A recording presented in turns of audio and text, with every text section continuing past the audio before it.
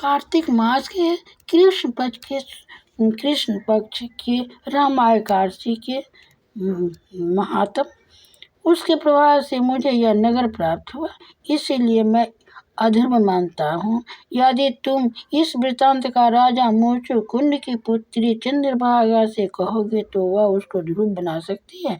ब्राह्मण ने वहां आकर चंद्रभागा से समस्त वृत्तांत कहा, पर इस पर राजकन्या चंद्रभागा बोली कि हे ब्राह्मण देव, आप क्या वह सब वृत्तांत प्रत्यक्ष देख करके आए हैं या अपना सौपन कर रहे हैं?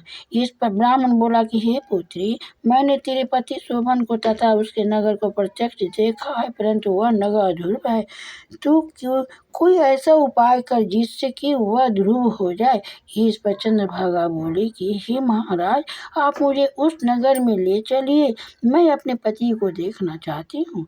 मैं अपने व्रत के प्रभाव से उस नगर को ध्रुव बना लूंगी। चंद्रभागा के वचनों को सुनकर वह ब्राह्मण उसको मंदराचल पर्वत के पास वामदेव के आश्रम को ले गया। वामदेव ने उसकी कथा को सुनकर चंद्रभागा को मंत्रों से अभिषेक किया। चंद्रभागा मंत्र तथा व्रत के प्रभाव से दिव्य देह धारण कर के पति के पास चले गई। शोभा ने अपनी स्त्री चंद्रभागा को देखकर प्रसन्नता पूर्वक उससे वाम अंग में बैठाया।